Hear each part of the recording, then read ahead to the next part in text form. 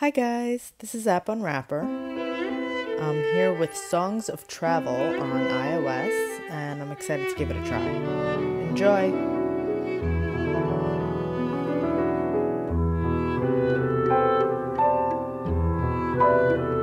Hey, my name is Jack, and this is Songs of Travel. I'm one of the developers of this motion comic, and today I will also be the narrator of this game as we cover 5 different stories related to migration. Now, I know a little bit about the topic since I had to flee my home country, Syria, to escape the civil war.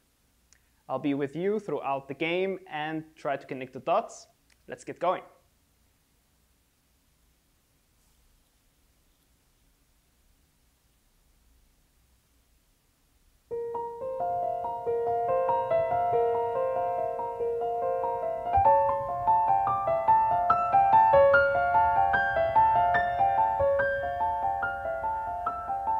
My name is Light Mikawi. I am a queer trans Levant artist in, in Vienna. I'm also a refugee here. And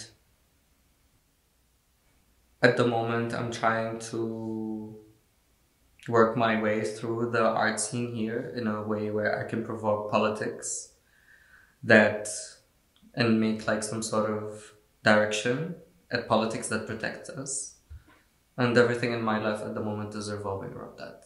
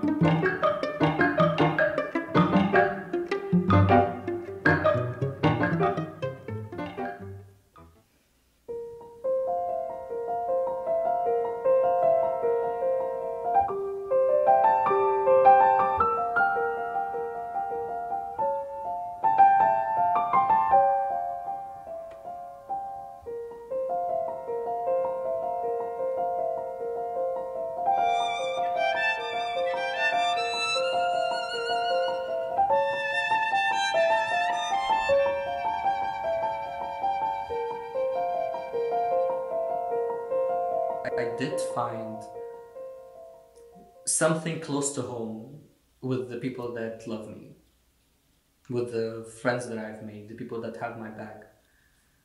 The social life that I finally have the option to have, because I never had a social life before. I was always the one who was outed. I'm not a part of society. I will never be part of society or anything that's acceptable. But here, people are more exposed to queerness. I found my refugee amongst other people of color, not necessarily ones that share my culture, but are queer and are trans. And they care enough to listen. Because we listen to each other, and this is how you will make this work. You know, in that sense, home exists in that sense. I don't want to say it's close to home. No, it is home.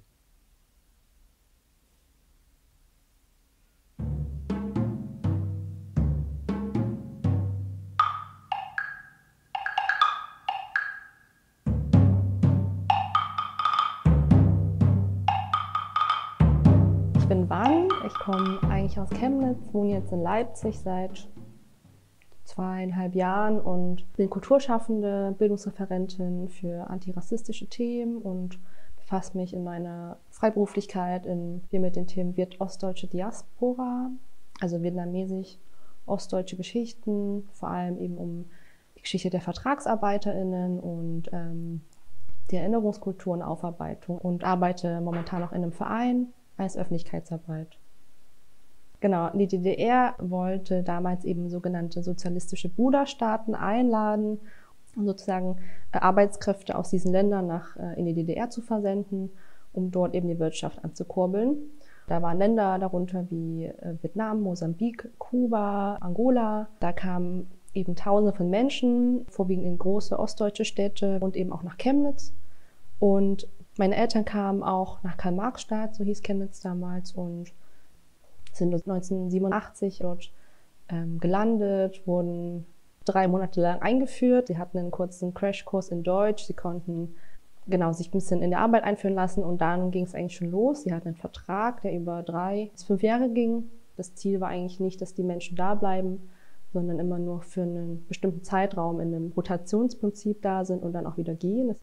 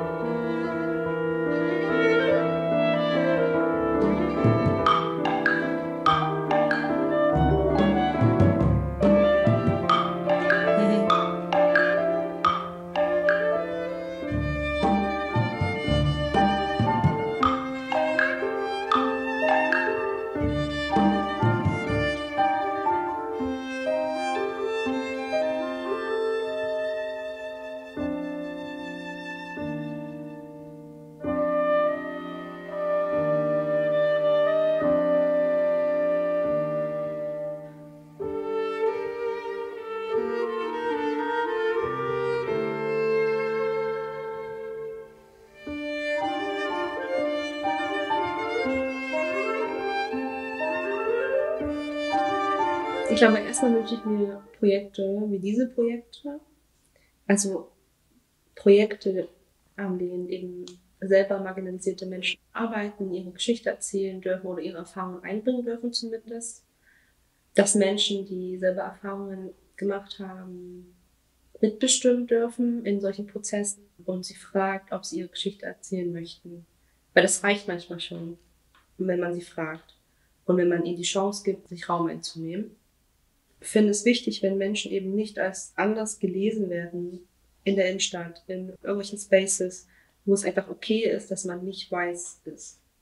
Also ich würde mir wünschen, dass Menschen, die marginalisiert sind, sich auch trauen, in solche Spaces zu gehen, dass man einfach mehr sichtbar ist und dass man aber auch als weißdeutsche Person sensibilisiert ist darüber, dass man eben zum Beispiel als Institution und so weiter eben auch eine Art von Macht hat, um auch Räume zu schaffen für Menschen.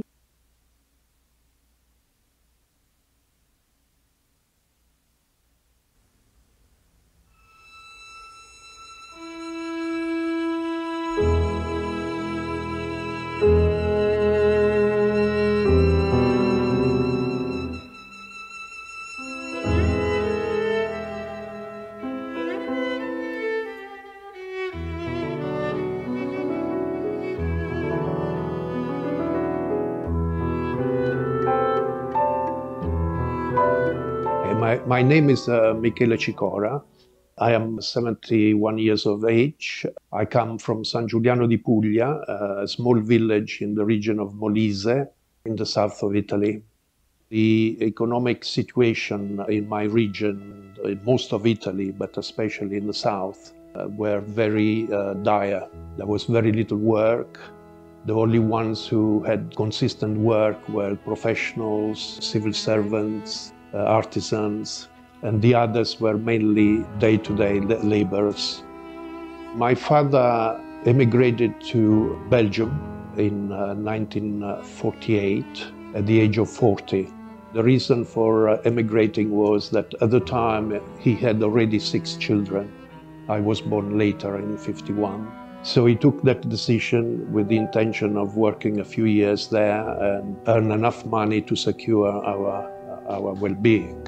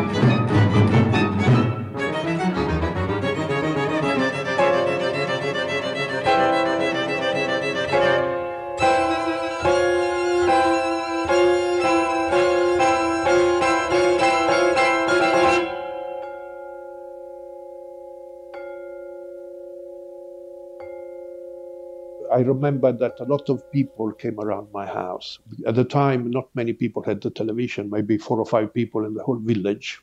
So the news came mainly through the radio or civil servants. And it was a few days later that one of the people from the village who had worked in Belgium in one of the mines, during one of the radio bulletins, he recognized Bois du Gazier. It was only later on that during my frequent visits to the mine that I came to know that all the miners' bodies had been recovered. 14 of them were buried in the middle of the Marcinelle cemetery. The official request for the DNA started when I wrote to the Italian foreign minister.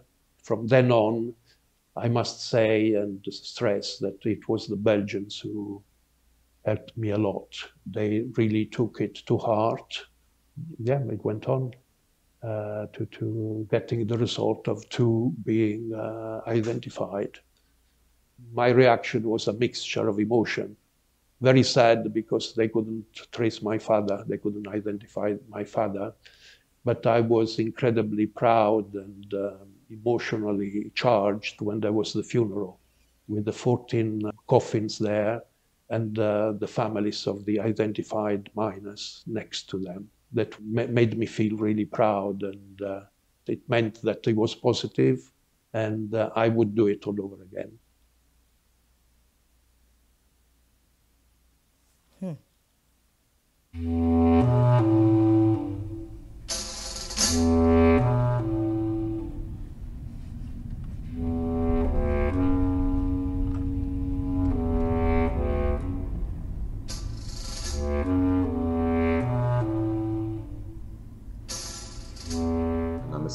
Ich bin 28 Jahre alt, lebe in Linz, habe an der Kunstuniversität studiert, arbeite derzeit in der Arbeiterkammer Oberösterreich in Klinik Kultur. Ich bin in Istanbul geboren. Als ich 1,5 Jahre alt worden bin, hat meine Mama genauso wie in Istanbul gelebt. Mein Papa war in der Zeit schon in Europa. Als ich halt 1,5 Jahre alt war, sind wir eben nach Österreich gekommen. Mein Papa hat davor halt schon in der Schweiz gearbeitet und dann ist er halt nach Österreich gekommen und dort hat er dann eine Lehre angefangen als Maler-Anstreicher. Bei meinem Papa ist es halt ein bisschen so widersprüchlich, würde ich sagen. Für ihn ist halt so das Dorf auch sehr stark mit Traumata und halt Gewalt halt auch irgendwie verbunden.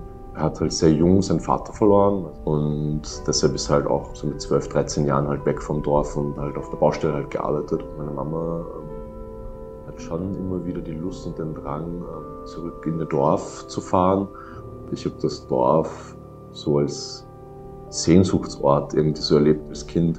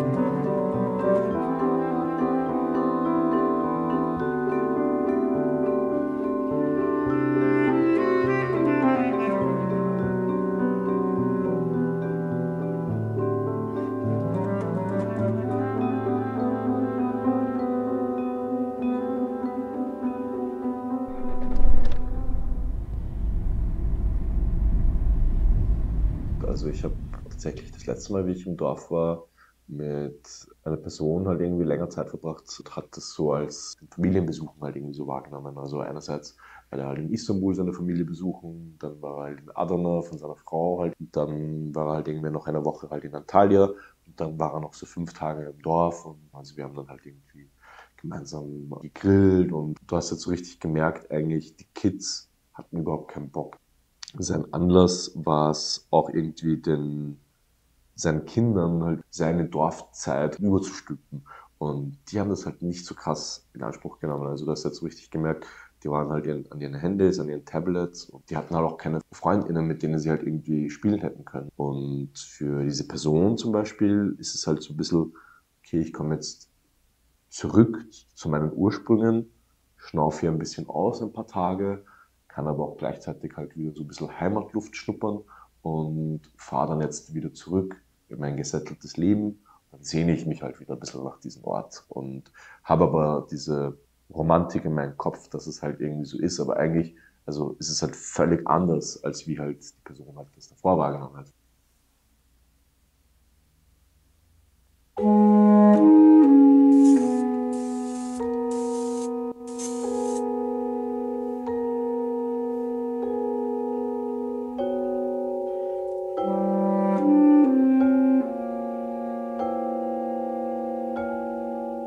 So my name is Olga Gvozdarykova. Nobody can pronounce it properly. Well, I'm Ukrainian. I'm lawyer in Ukraine, and now I'm refugee. It was shocking. It was shocking because the normal life just stopped. Nobody knew what to do. First of all, like all transport stopped. There was no supplement of food or fuel. I remember I was walking from petrol station to petrol station with empty plastic bottle looking for fuel. I remember the most shocking was when I came to the supermarket and there were empty shelves. Like no supplement at all, just like pickles and frozen cherries, that's it. I couldn't believe nobody told you what to do, like we were not prepared.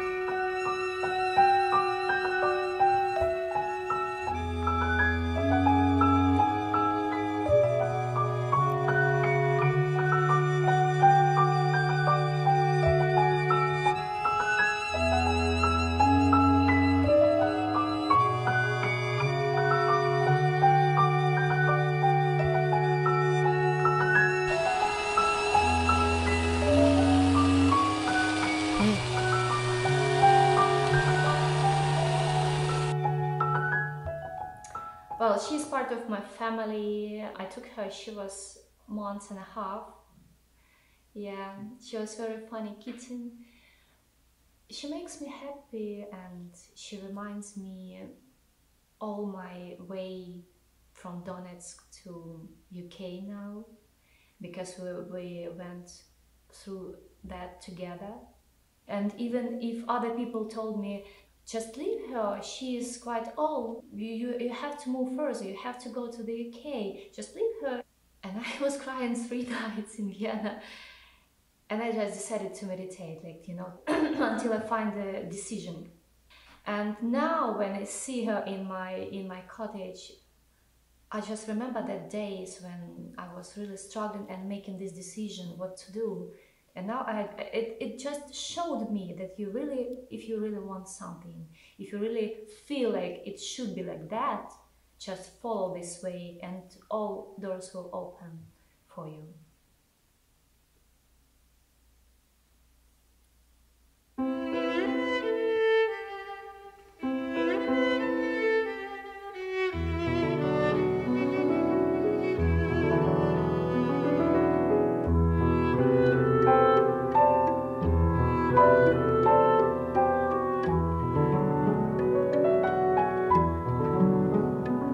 Thank you for listening to the Songs of Travel. Every human has their own story, and I was lucky enough to work on the ones we just heard. But there's more. For the project, we interviewed a total of 11 people and asked them 2 questions. What does home mean to you? Do you have a message for the viewers? Grab yourself a snack and let's listen to their answers together.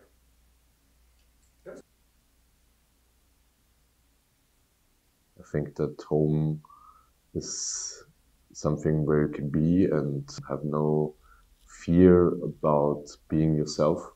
Is part of being home, to be around, to work also around people that you consider are close friends to you. I mean, it has to mean somewhere where I have some social life. Hope for the future, that there is something to look forward to at least the next week and the week after. صحتي لأنه إذا راحت علي صحتي ما عاد في شيء. Where I feel at ease and I feel accepted by other people. It's a fortress. It's the place where you charge. Something that is in your heart, some memories. For me, it's a space where I can process the anxieties safely. It's okay to have several homes or to feel home in different places. It's okay to have temporary homes. Just being happy, peace. Peace most importantly. A place where I don't have to be afraid. There is no blacks and whites. Everything is gray, I think, and that not everything what you see looks like that in that case. تقبل الاختلاف. يعني اللي بنصحه انه يتقبلوا الاختلاف ويحاول يتعايش مع الاشخاص مثلهم. وتقبل النفس اصلا طبعا يعني كمان يعني انهم يتقبلوا حالهم مثل ما هم ويتقبلوا النفس. ويتقبلوا كمان الاشخاص المختلفين عنهم. Do not accept oppression, even if it was at the cost of your life. Life could be so different. Guilt is not a productive affect. Especially young people, I think they should become a bit more involved because we are talking about their future as well. I hope they will go through exciting experience, they will have fun and also simultaneously learn something and learn to understand people more. And I hope that people that have a migration history themselves will feel empowered. Well, I wish that they really understand on a deeper level. My lawyer, I mean, I'm not going to mention his name, but I send you a lot of love if you ever see this. Don't afraid.